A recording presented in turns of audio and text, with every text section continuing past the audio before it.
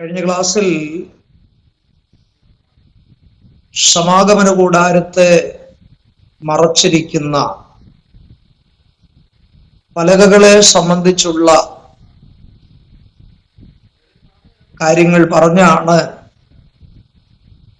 നമുക്ക് ക്ലാസ് അവസാനിപ്പിക്കുവാനായിട്ട് ഇടയായത്. ഈ 48 പലകകൾ നിവരെ നിൽക്കുന്ന പലകകളാണ് എന്നുള്ള കാര്യം നാം ചിന്തിച്ചു. അതിന്റെ കാരണം അത് വെള്ളി ചുവടുകളിന്മേലാണ് നിൽക്കുന്നത്. മാത്രമല്ല പലകകൾ പരസ്പരം ചേർന്നിരുന്നു. മൂന്നാമത്തെ കാര്യം ചിന്തിച്ചത് ആ പലകകളിൽ അന്താഴം ചെലുത്തിയിരുന്നു എന്നുള്ളതാണ്. അങ്ങനെ പറഞ്ഞാണ് ക്ലാസ് നമുക്ക് അവസാനിപ്പിക്കുവാനായിട്ടിടയായത്. എന്നാൽ ഇന്ന് പലകകളിൽ ബന്ധിച്ചിരുന്ന അന്താഴത്തെ കുറിച്ചുള്ള ഒരു പഠനമാണ് നാം ആരംഭിക്കുവാനായിട്ട് പോകുന്നത്. പലകകളെ ബന്ധിച്ചിരുന്ന അന്താഴങ്ങൾ എന്നുള്ളതാണ് ഇന്നത്തെ ക്ലാസിന്റെ ആരംഭത്തിൽ നാം ചിന്തിക്കുന്നത്.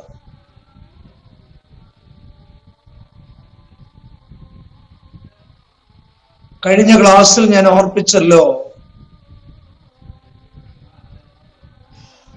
2 പലകകളെ മാത്രം ബന്ധിക്കുന്ന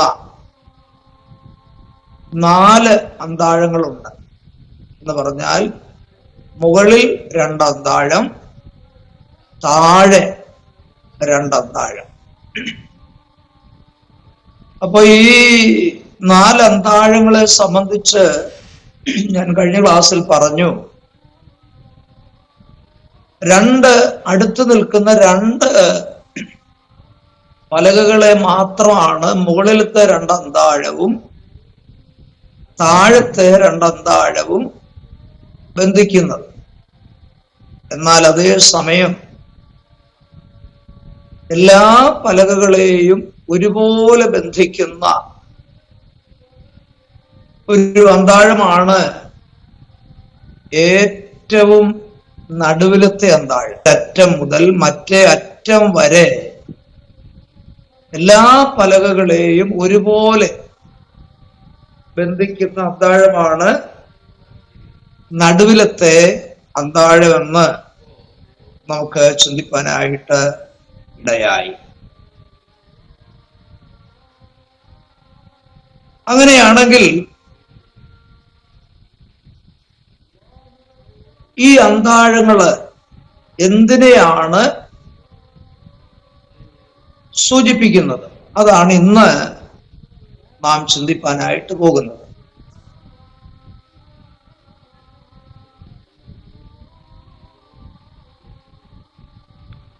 ഈ അന്താഴങ്ങളെല്ലാം ചെലുത്തിയിരുന്നത് എന്തിനാണ്? പലകകൾ വീണു പോകാതെ എല്ലാ പലകകളും യോജിച്ചു നിൽക്കുന്നതിനും അത് നിവരെ നിൽക്കുന്നതിനുമാണ് എന്ന് നമ്മൾ കഴിഞ്ഞ ക്ലാസ്സിൽ ചിന്തിച്ചതാണ്. എന്നാൽ ഇന്ന് നാം ചിന്തിപ്പാൻ പോകുന്നത്, അതിനോട് ചേർന്ന് ചിന്തിപ്പാൻ പോകുന്നത്, മുകളിലും താഴെയും കാണുന്നതായ ഈ 2 അന്താഴങ്ങൾ അഥവാ 4 അന്താഴങ്ങൾ സൂചിപ്പിക്കുന്നത് പുതിയ നിയമത്തിലെ ശുശ്രൂഷകാ വൃന്ദങ്ങളെയാണ് എന്ന് നാം ചിന്തിക്കാൻ പോവുകയാണ്. മുകളിൽ 2 അന്താഴം, താഴെ 2 അന്താഴം. ഈ 4 അന്താഴങ്ങൾ എന്തിനെയാണ് സൂചിപ്പിക്കുന്നതെന്നാണ് ഇന്ന് പ്രാരംഭത്തിൽ നാം ചിന്തിക്കാനായിട്ട് പോകുന്നത്. എടുത്താട്ടെ, എഫേസ്യ ലേഖനം 4-ാം അധ്യായം 8 മുതൽ 12 വരെയുള്ള വാക്യങ്ങൾ ആരെങ്കിലും ഒരാൾ ദയവായി വായിക്കാമോ? എഫേസ്യ ലേഖനം 4-ാം അധ്യായം 8 മുതൽ 12 വരെയുള്ള വാക്യങ്ങൾ വായിച്ചാട്ടെ. എല്ലാവരും പുസ്തകം എടുത്താട്ടെ. അതുകൊണ്ട് അവൻ ബദ്ധന്മാരെ പിടിച്ചു കൊണ്ടുപോയി ഉയരത്തിൽ കയറി മനുഷ്യർക്ക് ദാനങ്ങളെ കൊടുത്തു എന്ന് പറയുന്നു. കയറി എന്നതിനാൽ അവൻ ഭൂമിയുടെ അധോഭാഗങ്ങളിലേക്ക് ഇറങ്ങി എന്ന് വരുന്നില്ലയോ? ഇറങ്ങിയവൻ സകലത്തെയും നിറയ്ക്കേണ്ടതിന് സ്വർഗത്തിന് മീതെ കയറിയവനുമാകുന്നു. വായിച്ചാട്ടെ 12 വരെ വായിച്ചാട്ടെ.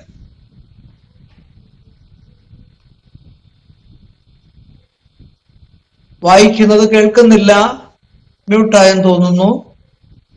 അവൻ ചിലരെ അപ്പോസ്തലന്മാരായും ചിലരെ പ്രവാചകന്മാരായും ചിലരെ സുവിശേഷകന്മാരായും ചിലരെ ഇടയന്മാരായും ഉപദേഷ്ടാക്കന്മാരായും നിയമിച്ചിരിക്കുന്നു.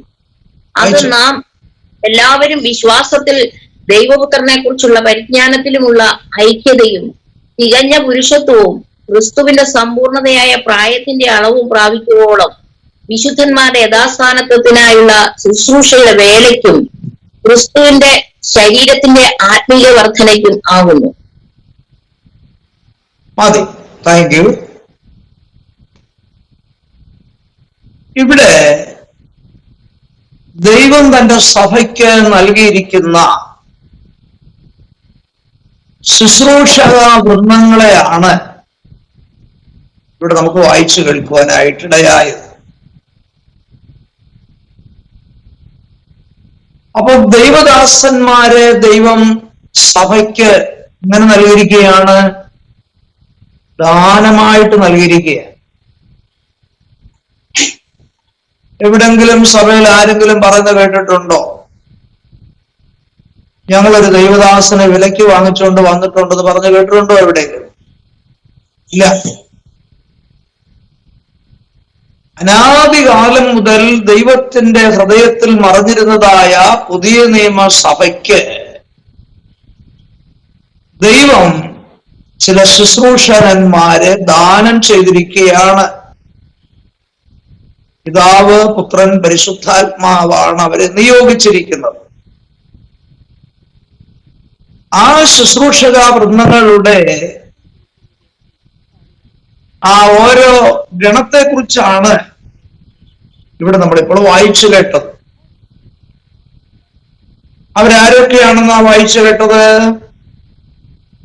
അപ്പോസ്തലന്മാർ, പിന്നെ പ്രവാചകന്മാർ, അപ്പോസ്തലന്മാരായും പ്രവാചകന്മാരായും സുവിശേഷകന്മാരായും ഇടയന്മാരായും ഇടയന്മാരായും ഉപദേഷ്ടാക്കന്മാരായും, അങ്ങനല്ലേ? അപ്പോൾ ദൈവം നമുക്ക് നമ്മുടെ സഭയ്ക്ക് നൽകിയിരിക്കുന്ന ശുശ്രൂഷകന്മാരുടെ ഗണങ്ങൾ അവരേത് ലിസ്റ്റിൽപ്പെട്ടവരാണെന്ന് അവിടെ വായിച്ചു.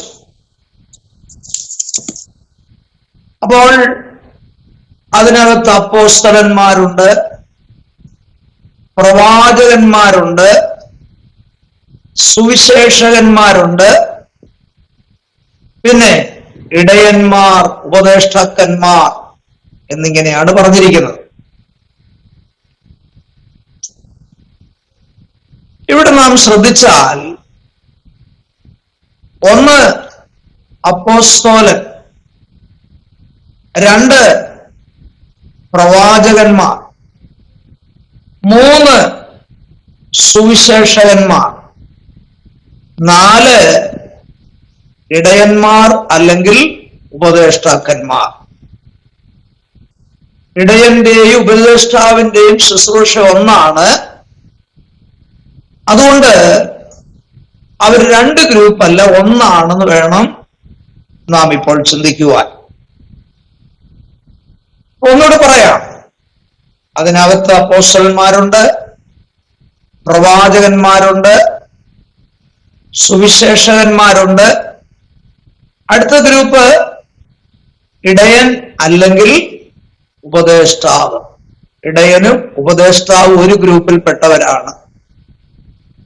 അപ്പോൾ മുകളിലത്തെ രണ്ടന്താഴവും താഴത്തെ രണ്ടന്താഴവും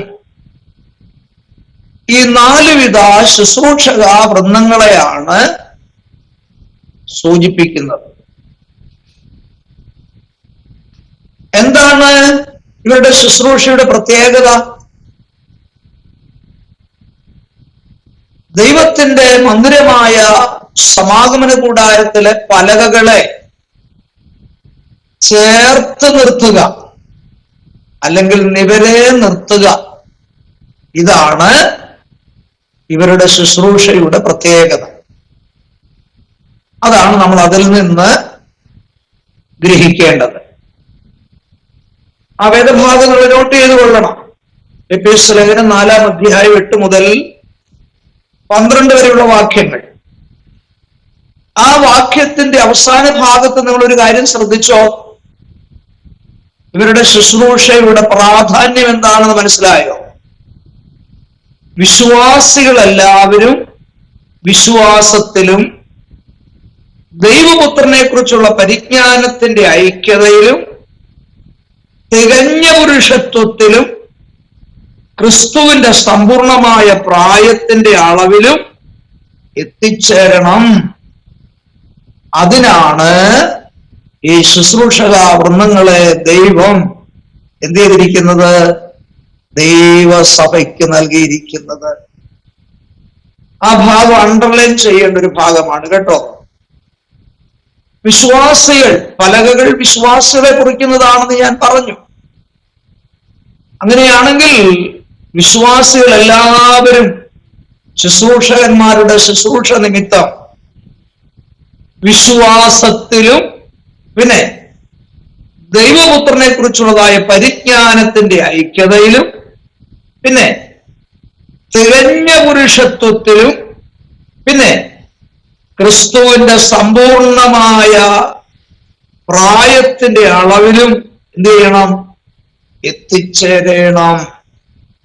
അതാണ് ശുശ്രൂഷയുടെ ഫലം. അപ്പൊ ദൈവസഭയിൽ ഉള്ളതായ സഭകളിലുള്ള ദൈവദാസന്മാരുടെ ഈ പറഞ്ഞതായിരിക്കുന്ന ശുശ്രൂഷക വൃന്ദങ്ങളുടെ ശുശ്രൂഷകൾ മുഖാന്തരം ദൈവമക്കൾ അവരെ സമ്പൂർണമായ പ്രായത്തിന്റെ അളവിലേക്ക് എന്ത് ചെയ്യണം? വളർന്നു വരണമെന്നുള്ളതാണ് അതിന്റെ ഉദ്ദേശം. ഇത് വചനത്തിന് മാത്രമേ സാധിക്കത്തുള്ളൂ കേട്ടോ. വേറെ ഒന്നിനും അതിനെ സാധ്യമാക്കുവാൻ കഴിയത്തില്ല. അങ്ങനെയാണെങ്കിൽ പലവിധമാകുന്ന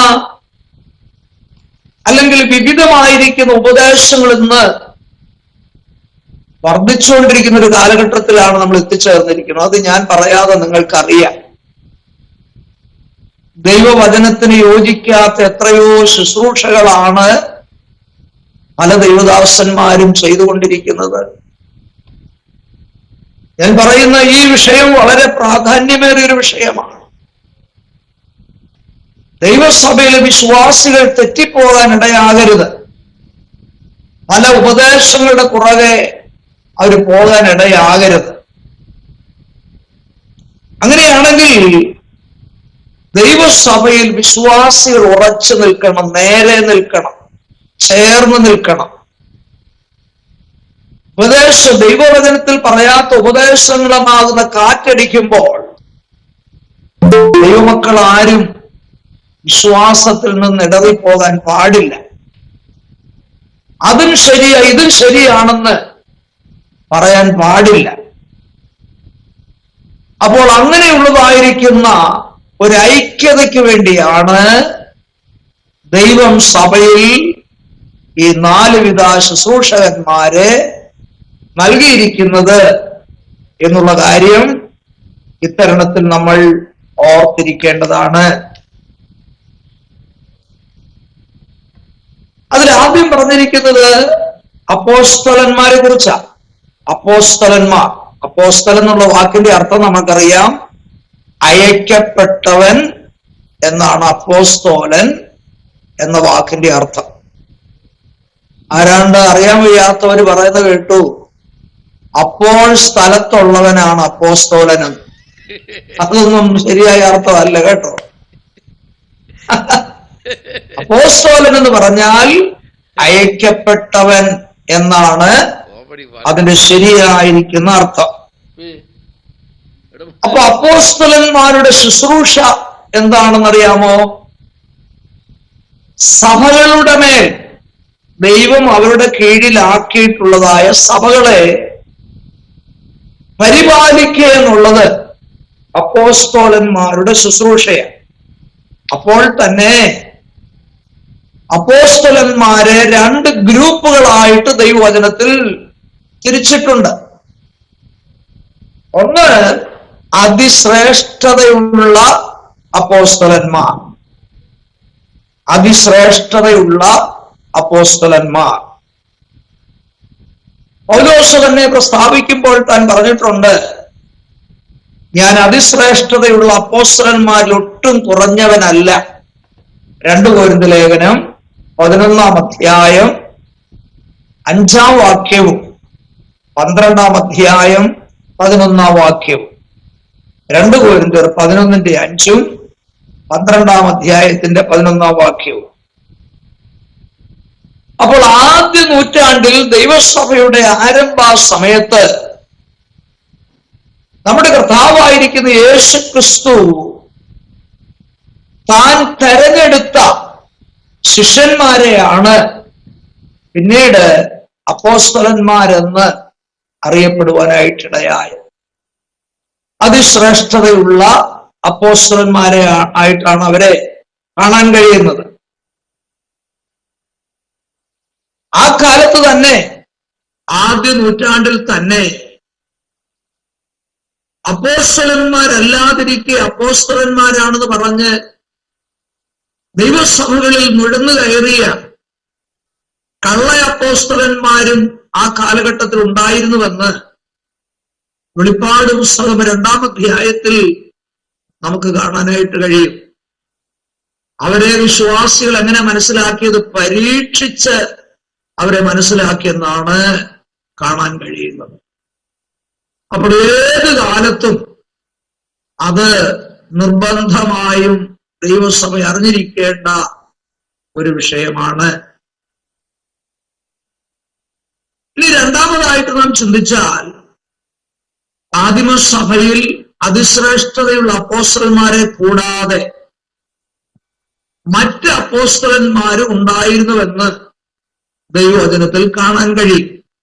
അവരുടെ പേരുകൾ ഞാനൊന്ന് ഓർപ്പിക്കാം. ബർന്നബാസ്, തിമോത്തിയോസ്, ശീലാസ്, കർത്താവിന്റെ സഹോദരനായ യാക്കോബ്,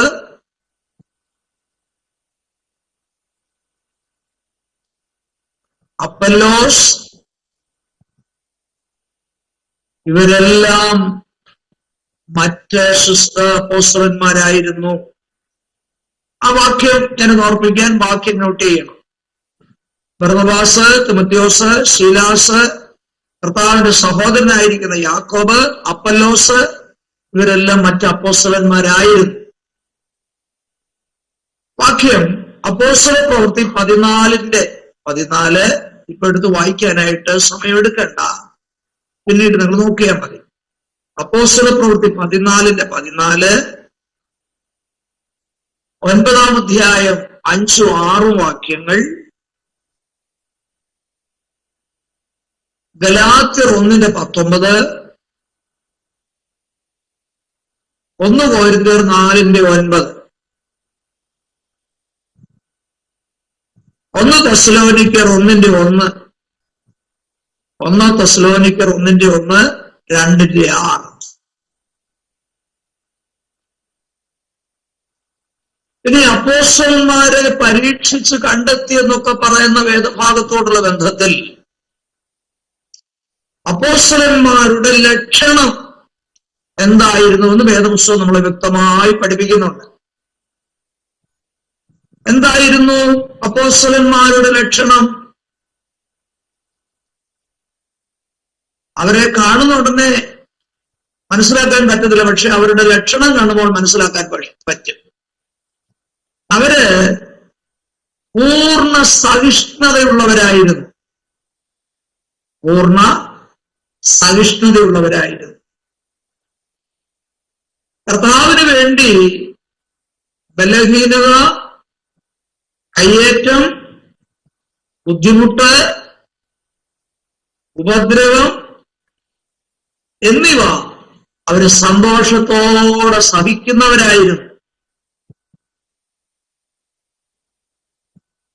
ജീവിതത്തിൽ വരുന്ന കഷ്ടതകളൊക്കെ സന്തോഷത്തോടെയാണ് അവര് സഹിച്ചത്. അതും കൂടാതെ സഭകളെ സംബന്ധിച്ചുള്ള ചിന്താഭാരം അവർക്കുണ്ടായിരുന്നു.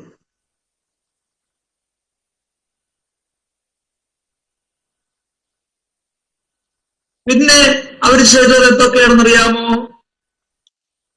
സ്ഥലം സഭകളിൽ മൂപ്പന്മാരെ ആക്കി വെക്കുക. ഇതൊക്കെ അപ്പോസ്തലന്മാർ ചെയ്തുകൊണ്ടിരുന്ന കാര്യങ്ങളാണ്.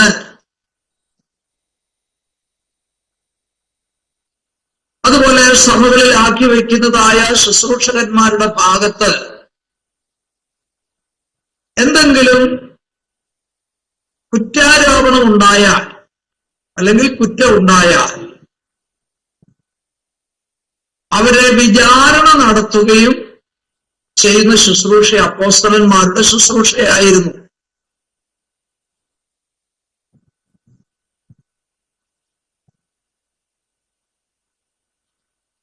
ഒന്നാം തിമോഥെയോസിന്റെ ലേഖനം 5-ാം അധ്യായം 19-20.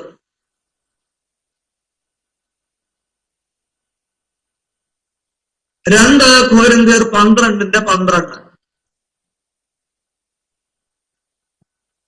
ഈ വേദഭാഗങ്ങളെല്ലാം അപ്പോസ്തലന്മാരെ സംബന്ധിച്ച് പറയുന്ന ലക്ഷണങ്ങളും അവരുടെ ശുശ്രൂഷകളെ സംബന്ധിച്ചുള്ളതായ വിഷയങ്ങളാണ് എന്ന് നമുക്ക് മനസ്സിലാക്കാൻ കഴിയും. അപ്പോൾ ദൈവം സഭയ്ക്ക് നൽകിയതായിരിക്കുന്ന ശുശ്രൂഷകാവൃന്ദങ്ങളിൽ വളരെ പ്രധാനപ്പെട്ട ഒരു ശുശ്രൂഷകാവൃന്ദമായിരുന്നു ആര്? അപ്പോസ്തലന്മാർ. അടുത്തത് പ്രവാചകന്മാർ.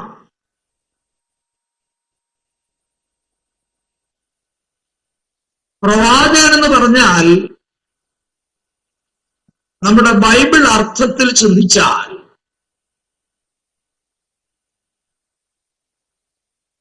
ഭൂത വർത്തമാന ഭാവി കാര്യങ്ങളെ സംബന്ധിച്ച്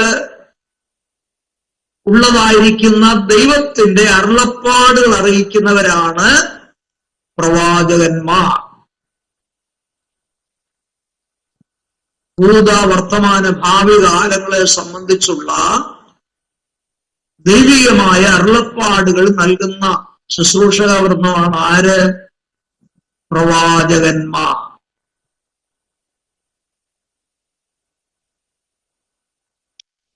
എന്ന് പറഞ്ഞാൽ സഭയോടും വ്യക്തികളോടും ദൈവികമായിരിക്കുന്ന നാവോടുകൂടെ ദൈവികമായിരിക്കുന്ന അരുളപ്പാടുകളാണ് അവർ അറിയിച്ചുകൊണ്ടിരുന്നത്.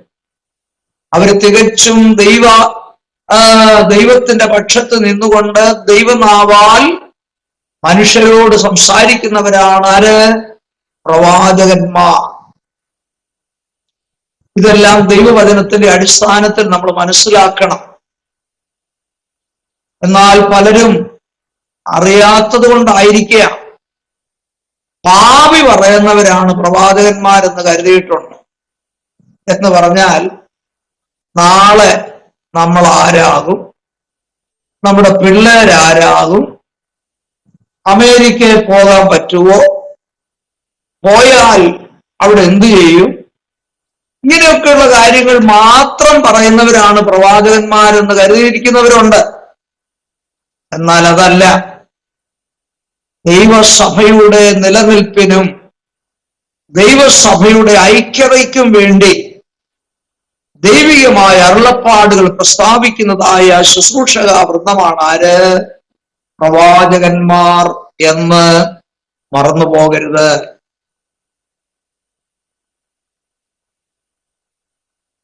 വിശദീകരിക്കാതെ നമ്മൾ മുൻപോട്ട് പോവുകയാണ്. അടുത്തത്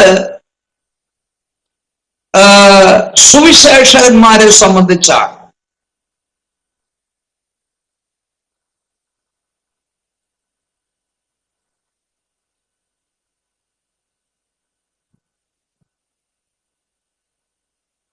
സുവിശേഷകന്മാർ. സുവിശേഷകൻ എന്ന് പറഞ്ഞാൽ ദൈവം അയക്കുന്നതായിരിക്കുന്ന സ്ഥലങ്ങളിൽ പോയി കർത്താവിനെ കുറിച്ചുള്ളതായിരിക്കുന്ന സുവിശേഷം പ്രസംഗിക്കുക. അതാണ് സുവിശേഷകനെ സംബന്ധിച്ച് ദൈവം ഉദ്ദേശിച്ചതായിരിക്കുന്ന ആ ശുശ്രൂഷ. പട്ടണങ്ങൾ തോറും ഗ്രാമങ്ങൾ തോറും സഞ്ചരിച്ച് ദാവീദിന്റെ സന്തതിയായി ജനിച്ച് മരിച്ച് അടക്കപ്പെട്ട് ഉയർത്തെഴുന്നേറ്റിരിക്കുന്ന യേശുക്രിസ്തുവിന്റെ സുവിശേഷം പ്രസംഗിക്കുക എന്നുള്ളതാണ് ഒരു സുവിശേഷകന്റെ ശുശ്രൂഷ. അതോടുള്ള ബന്ധത്തിൽ തന്നെ രക്ഷിക്കപ്പെട്ട് ദൈവഭാഗത്തേക്ക് കടന്നു വരുന്നവരെ അവരെ സ്നാനപ്പെടുത്തി ദൈവസഭയോട് ചേർക്കുന്ന ശുശ്രൂഷയും ദൈവം സുവിശേഷകന്മാരെ ഏൽപ്പിച്ചിട്ടുണ്ട്. അപ്പോസ്തലപ്രവൃത്തി 8:6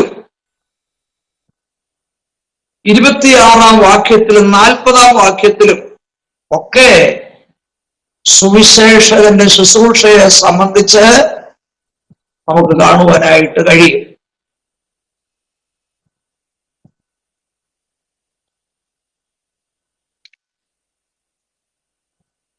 ഇനി നാലാമതായിട്ട് നമ്മൾ ആരെ കുറിച്ചാണ് ചിന്തിക്കാനുള്ളത്? ഇടയൻ അല്ലെങ്കിൽ ഉപദേഷ്ടാവ്. ആ രണ്ട് ശുശ്രൂഷകളും അവർ തന്നെയാണ് ചെയ്യുന്നത്. ഇടയൻ അല്ലെങ്കിൽ ഉപദേഷ്ടാവ് എന്ന് പറയാം. അവിടെ ഇംഗ്ലീഷിൽ പാസ്റ്റേഴ്സ് ആൻഡ് ടീച്ചേഴ്സ് എന്നാണ് കൊടുത്തിരിക്കുന്നത്. അവരാണ് ദൈവസഭയുടെ പരിപാലനം ചെയ്യുന്നത്. ദൈവം ഒരു സഭയിലാക്കി വെച്ചിരിക്കുന്ന ആ ഒരു കർത്തവ്യമാണ് അവരുടെ മേലുള്ളത്. അപ്പോസ്തലപ്രവൃത്തി 20 17, 18, 28. അപ്പോസ്തലപ്രവൃത്തി 20 17, 18, 28 ഈ വാക്യങ്ങളിലൊക്കെ നമുക്ക് ഇവരെ കുറിച്ച് കാണാൻ കഴിയും. എന്നാൽ ഒരു കാര്യം കൂടെ അതിനോടുകൂടെ ശ്രദ്ധിക്കണം. അധ്യക്ഷൻ, മൂപ്പൻ, ഇടയൻ, ഈ പേരുകളെല്ലാം അവരെ സംബന്ധിച്ച് പറയുന്ന പേരുകളാണ്.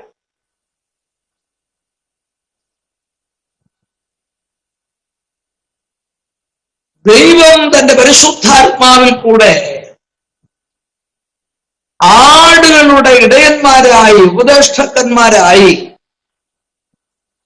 ദൈവം അവരെ സഭകളിൽ, പ്രാദേശിക സഭകളിൽ ശുശ്രൂഷയ്ക്ക് വേണ്ടി ദൈവം അവരെ എത്തിയിരിക്കുകയാണ്, ആക്കി വെച്ചിരിക്കുകയാണ്.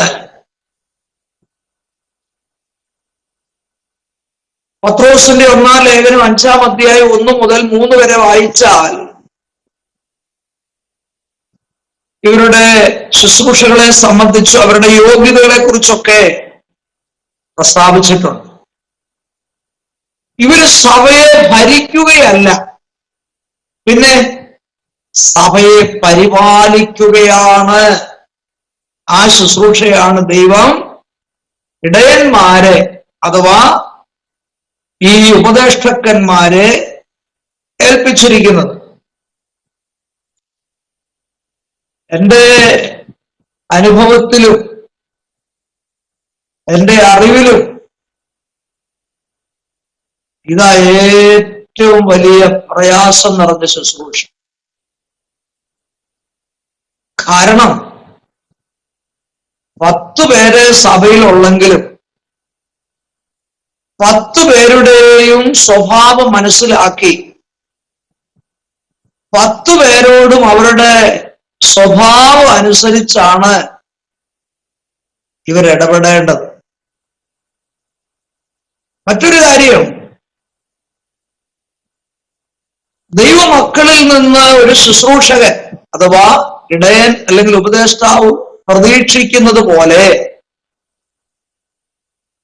സഭയിലിരിക്കുന്ന ദൈവദാസന്മാരിൽ നിന്നും അവർ ചിലത് എന്ത് ചെയ്യുന്നുണ്ട്?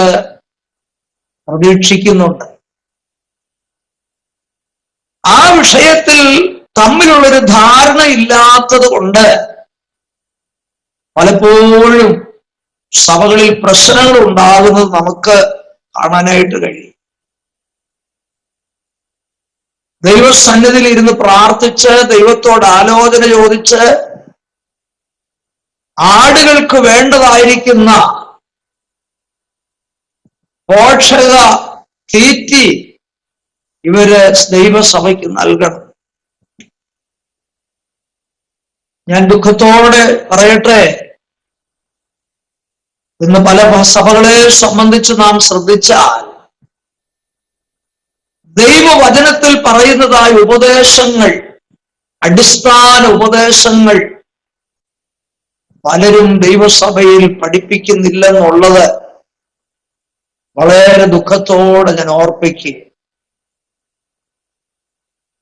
ലോകകാര്യങ്ങളും ലോക സംഭവങ്ങളും സയൻസും എന്ന് വേണ്ട, ഇതൊക്കെ പറയേണ്ടെന്നല്ല ഞാൻ പറഞ്ഞത്.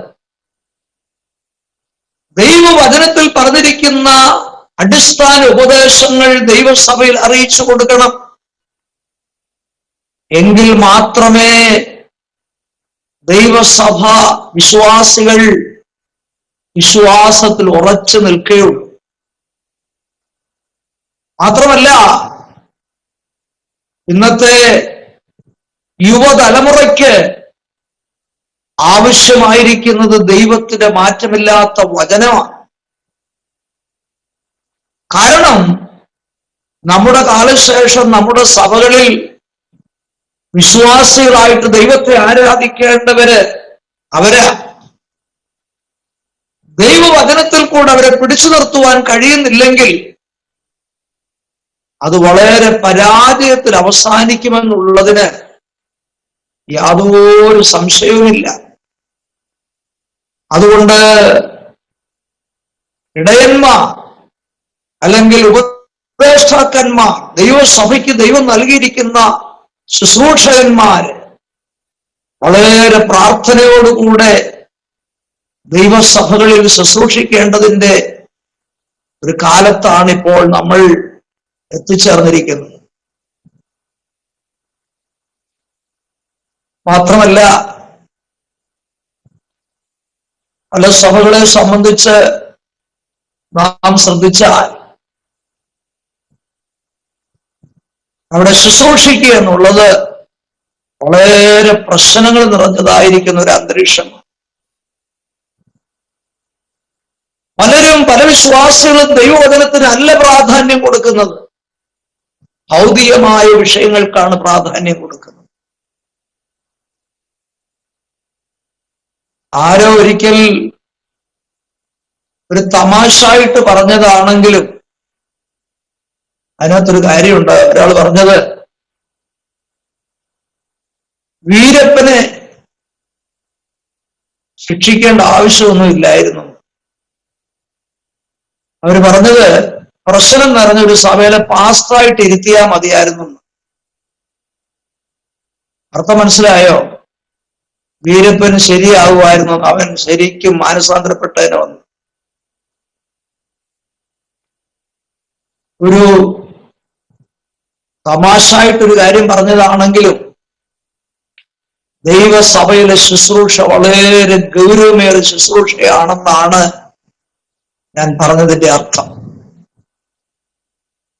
കർത്താവ് ഏൽപ്പിച്ചതായിരിക്കുന്ന ഇടയ ശുശ്രൂഷ വിശ്വസ്തയോടെ ചെയ്താൽ ഇടയശ്രേഷ്ഠൻ പ്രത്യക്ഷനാകുമ്പോൾ എന്ത് ചെയ്യുമെന്നറിയാമോ? തേജസ്സിന്റെ വാടാത്ത കിരീടമാണ് ദൈവം അവർക്ക് നൽകുന്നത്. ഇടയൻ എന്നുള്ള നിലയിൽ ആടുകളായ വിശ്വാസികളെ പരിപാലിക്കുക. ആടുകളെന്ന് പറഞ്ഞാൽ അത് ശരിക്കും ഒരു ബലഹീന ജീവിയാണ്. അത് മനസ്സിലാക്കി വേണം ഒരു ശുശ്രൂഷകൻ ദൈവസഭയിൽ ശുശ്രൂഷിക്കുവാൻ. ഞാൻ ആ ഭാഗത്ത് നിന്ന് മുൻപോട്ട് നീങ്ങുവാനായിട്ട് താല്പര്യപ്പെടുകയാണ്.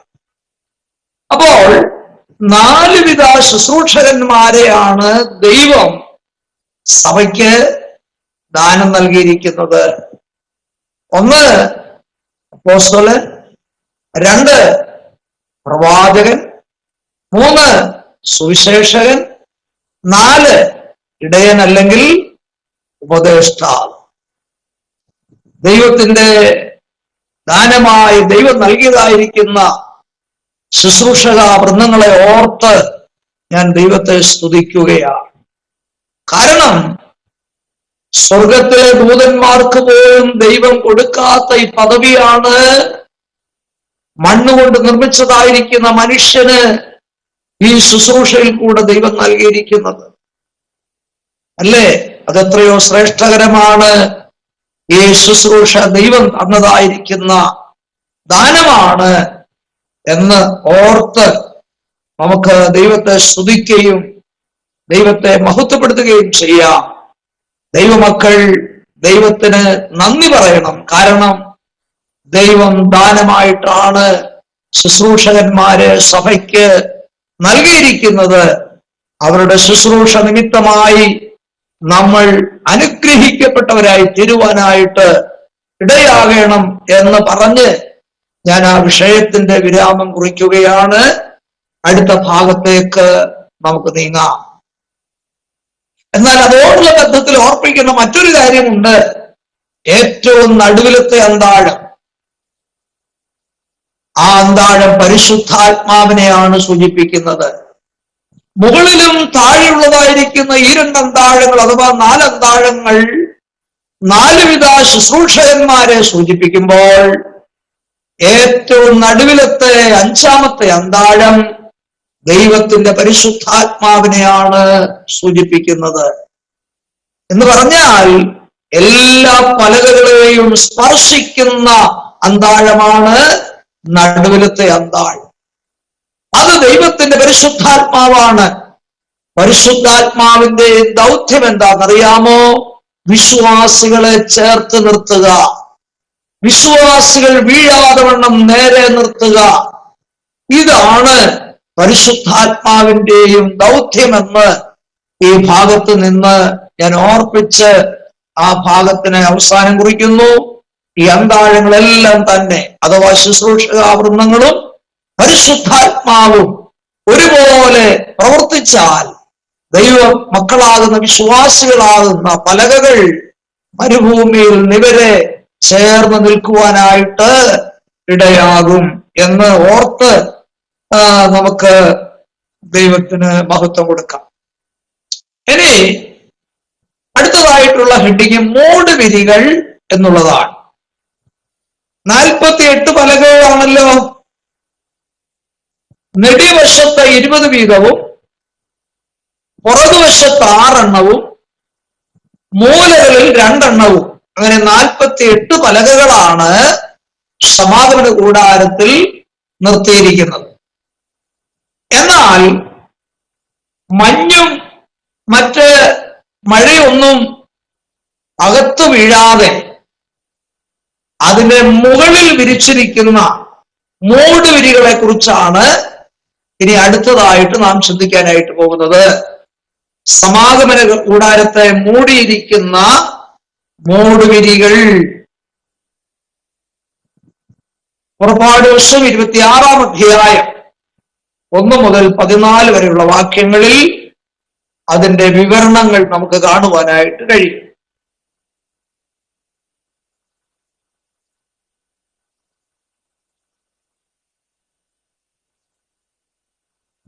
ആദ്യത്തെ മൂടുവിരി, ആദ്യം ഇട്ടിരിക്കുന്ന മൂടുവിരി, 4 മൂടുവിരി ഉണ്ട് കേട്ടോ. മുകളിലായിട്ട് ഓരോന്നിന്റെ പുറത്തിട്ടിരിക്കുന്ന, അല്ലെങ്കിൽ എല്ലാം കൂടെ ഒരുമിച്ച് നോക്കിയാൽ 4 മൂടുവിരികളാണ്. അതിൽ ഒന്നാമത്തെ മൂടുവിരി എന്ന് പറയുന്നത് നീലനൂൽ, ധൂമ്രനൂൽ, ചുവപ്പുനൂൽ, പിരിച്ച പഞ്ഞിനൂൽ. ഏതെല്ലാം നൂല? നീലനൂൽ, ധൂമ്രനൂൽ, ചുവപ്പുനൂൽ, പിരിച്ച പഞ്ഞിനൂൽ. ഈ നൂലുകൾ ചേർത്ത് നെയ്ത്തുകാരന്റെ ചിത്രത്തയ്യൽ പണിയായിട്ട് ചിറക് വിടർത്തി നിൽക്കുന്ന കെരൂബുകളുള്ള മൂടുവിരിയാണ് ആദ്യം ഈ സമാഗമന കൂടാരത്തെ മൂടിയിരിക്കുന്നത്.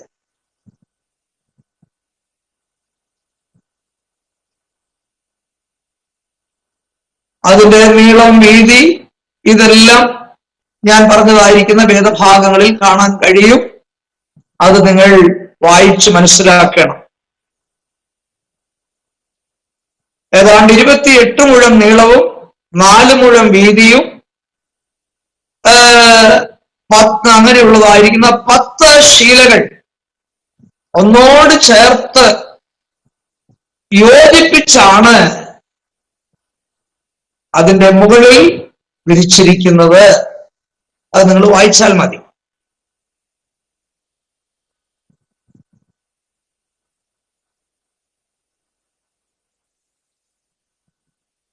അപ്പോൾ ഒന്നാമത്തെ മൂടുവിരി ഏതാണ്? ഈ പറയപ്പെട്ട 4 നൂലുകൾ ചേർത്ത് ചിത്രത്തയ്യൽ പണിയായി നെയ്ത്തുകാരന്റെ നെയ്തെടുത്ത ഭംഗിയുള്ള കെരൂബുകൾ ചിറക് വിടർത്തി നിൽക്കുന്ന മൂടുവിരിയാണ് ഒന്നാമത്തെ മൂടുവിരി.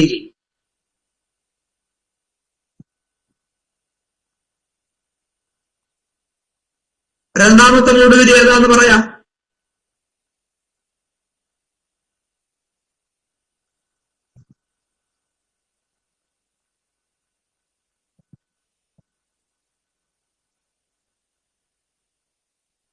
കോലാടിന്റെ രോമം കൊണ്ട് നെയ്തെടുത്തതായിരിക്കുന്ന മൂടുവിരിയാണ് രണ്ടാമത് അതിന്റെ മേളിൽ ഇട്ടിരിക്കുന്നത്.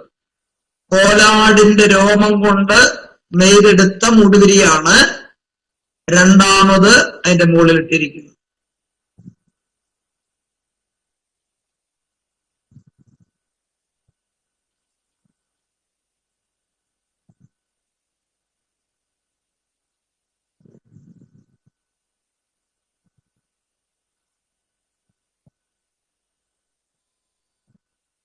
ഇനി മൂന്നാമത്തെ മൂടുവിരി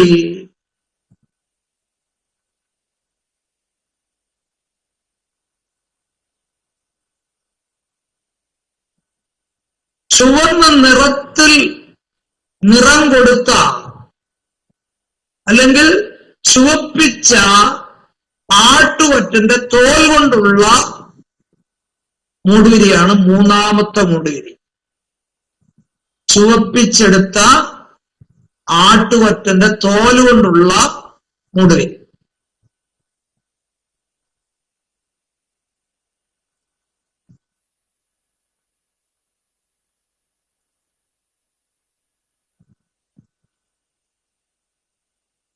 ഇനി ഏറ്റവും മുകളിൽ നാലാമതെത്തിരിക്കുന്ന മൂടുവിരി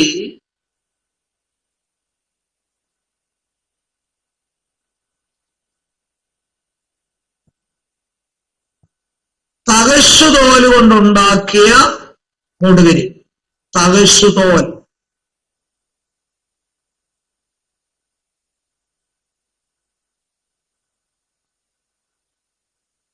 ആ തോല് ഏതാണെന്ന് വ്യക്തമായി പറയാൻ കഴിയുന്നില്ലെങ്കിലും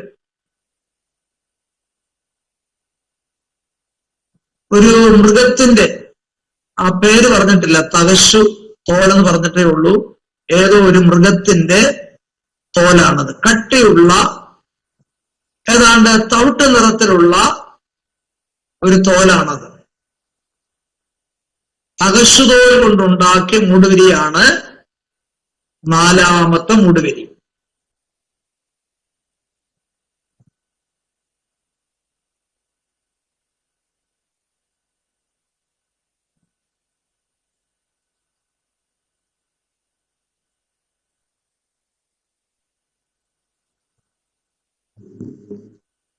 എന്നാൽ ഈ മൂടുവിരികളെല്ലാം തന്നെ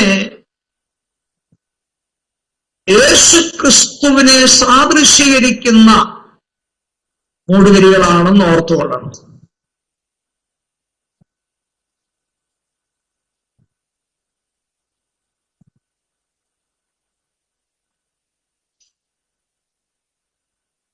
ഈ ആദ്യം ഇട്ടിരിക്കുന്ന മൂടുവിരി ഞാൻ പറഞ്ഞല്ലോ,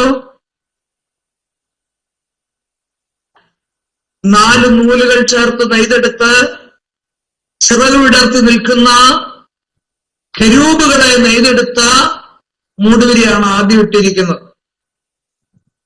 അങ്ങനെയാണെങ്കിൽ നമ്മുടെ യേശുക്രിസ്തുവിന്റെ സൗന്ദര്യത്തെയാണ് ആ മൂടുവിരി സൂചിപ്പിക്കുന്നത്. ഈ 4 നൂലുകൾ ചേർത്ത് ഭംഗിയായിട്ട് മനോഹരമായി നെയ്തെടുത്ത ഈ മൂടുവിരി കാണാൻ എത്ര ശോഭയാണെന്നറിയാമോ? നമ്മുടെ കർത്താവിനെ കുറിച്ച് ഉത്തമഗീതത്തിൽ ശൂനേംകാരി പറയുന്ന ആ വാക്കുകൾ നമുക്ക് ഓർക്കാം. എന്താ പറയുന്നത്? അവൻ വെണ്മയും ചുവപ്പുമുള്ളവൻ, 10,000 പേരിൽ അവൻ ആരാണ്? അതിശ്രേഷ്ഠൻ.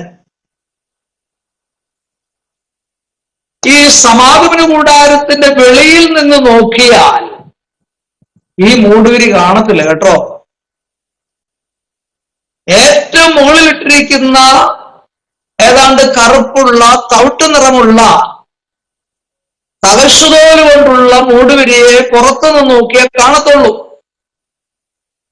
എന്നാൽ ഒരു ശ്രേഷ്ഠത പറയാം, ഇതിനകത്ത് വന്നാൽ മാത്രമേ യേശുവിന്റെ സൗന്ദര്യം മനസ്സിലാക്കാൻ കഴിയത്തുള്ളൂ.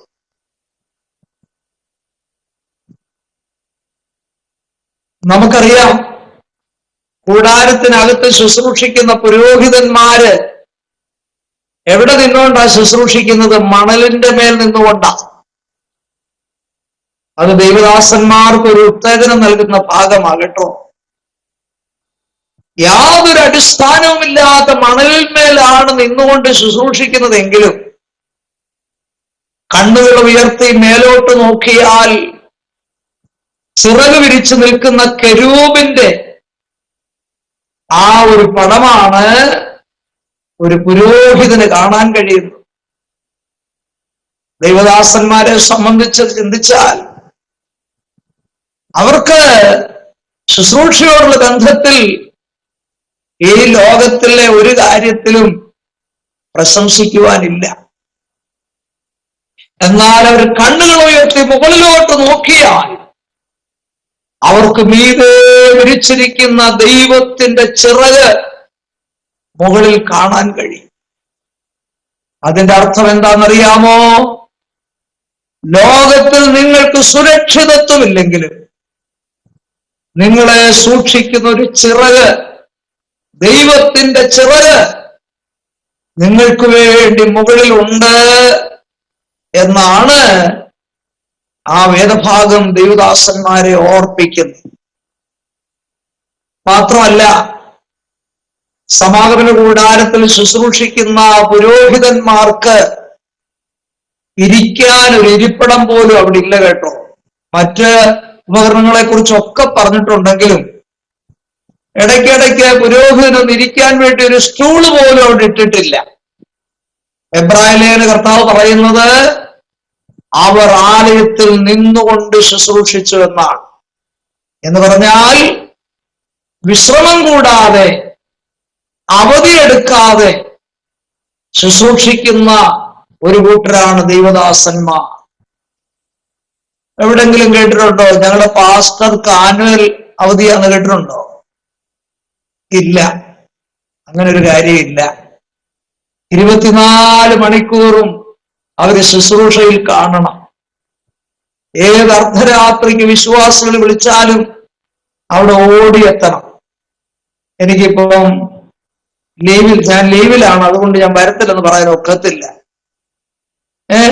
ഞങ്ങളുടെ ശുശ്രൂഷകൻ അവധിയെടുത്ത് നാട്ടിൽ പോയിരിക്കുക എന്ന് കേട്ടിട്ടുണ്ടോ? ഇല്ല. അവര് ശുശ്രൂഷിച്ചുകൊണ്ട് നിന്നാൽ ഒരു ഗുണം ഞാൻ പറയാം. മുകളിലേക്ക് കണ്ണുകൾ ഉയർത്തി നോക്കിയാൽ അവരെ പരിപാലിക്കുന്ന ദൈവത്തിന്റെ ചിറക് നമുക്ക് കാണുവാനായിട്ട് കഴിയും.